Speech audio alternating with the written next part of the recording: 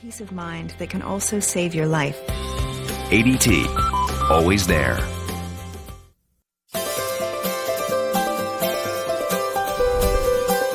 Ronnie Milsap was born to make music, and he did.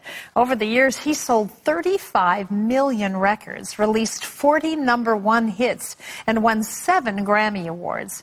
But as Ronnie told Scott Ross, he almost missed his calling. Yeah! Most people know Ronnie Milsap for the songs that made him a star. Songs like What a Difference You Made in My Life and Any Day Now. He's made his mark in country, soul, and pop music. Oh, one day I'm gonna fly way over to the other side. I know I'll get to see the Lord. Ronnie has always wanted to return to the music that shaped his life. Gospel music. The music he loved singing in church that connected him to God. But the hits got in the way until now. Oh, no. I think maybe you've done it right. The formula works pretty well. It works pretty well. But during the process of all that, Scott, I never got to make a gospel album. Never.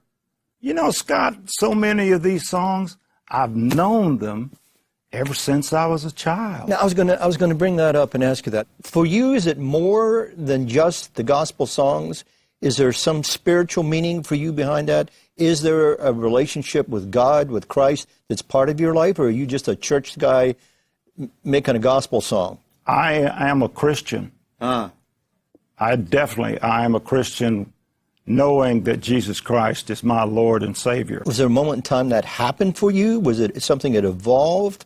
It was something that happened to me when I was 12 years old. Really? Yes. In that little church in North Carolina? Yes. And the encounter was, you heard the preacher? And I heard the preacher, and I knew that I was saved. Ronnie grew up in the Smoky Mountains of western North Carolina. He was born with congenital glaucoma. His parents believed his blindness was a curse from God.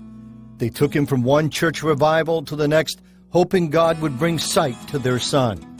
His parents divorced, so his grandparents took him in and raised him. At the age of 6, he was sent to Raleigh to attend the State School for the Blind. It was there he discovered his musical talents. How do you do that, not being able to see, you know, to find the frets and the strings, or sit at a keyboard even, and learn how to do that? I mean, that's a God-given gift. It is, and I learned when I started studying piano. I could play by ear. I could hear a song on the radio a couple of times, and I could memorize the melody and the lyrics and sing it for you after a couple of plays. Ronnie was a standout in school, making the honor roll all the way through. He was also a musical prodigy, excelling on the piano and violin.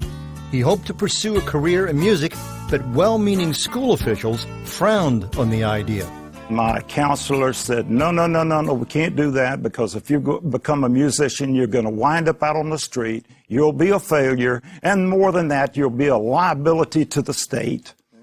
I said, okay, I'll take this academic career you guys are wanting me to do, and I'll become a lawyer.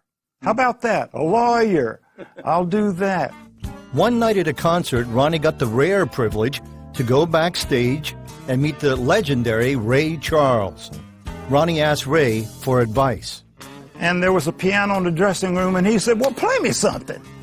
So I went over and played him 3 songs, and he said, well, son, you can be a lawyer if you want to, but there's a lot of music in your heart. If I were you, I'd follow what my heart tells me to do. Ronnie took that advice and never looked back. I'm a Christian man that lives it every day, and believing that somebody will look and live by example. Right. Well, that's the best way, isn't it? You know, I think so. What does a person who has never seen, a blind person, see What do you see? I mean, you've never seen a guitar. You can feel it. You don't see a keyboard, but you certainly know your way around a keyboard. Yeah. You've never seen your wife. Right.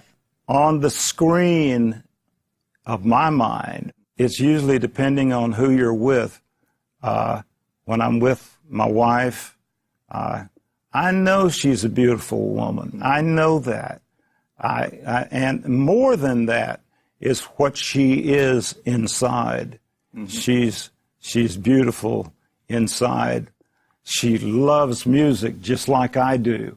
And probably that's the main thing that brought us together. And not only that, Scott, it's probably the thing that keeps us together. Ronnie and Joyce have been married for 43 years. They have one grown son and 3 grandchildren. So with the support of family, friends, and his fans, Ronnie realized his lifelong dream, recording his first gospel album, Then Sings My Soul. You're a blessed man. Yes, absolutely. And I thank God for the blessings in my life. Well, unless something miraculous happens between now and then, there's a great little verse in Scriptures that said we would see Jesus. Yes. So that day will come for you. I know that. I know that. And I think I'm going to be there. I believe it. And I don't see here on this side, but I will see on the other side. I know I'll get to see. I get to walk them golden streets, and I get to see Shadrach, Meshach, and Abednego, and I get to see the Lord.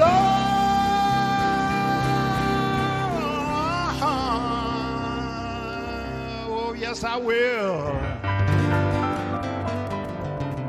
There's a lot of music in him. And some of it is put on this wonderful new release. It's 24 favorite hymns and gospel songs, and it's called, appropriately, Then Sings My Soul, available around the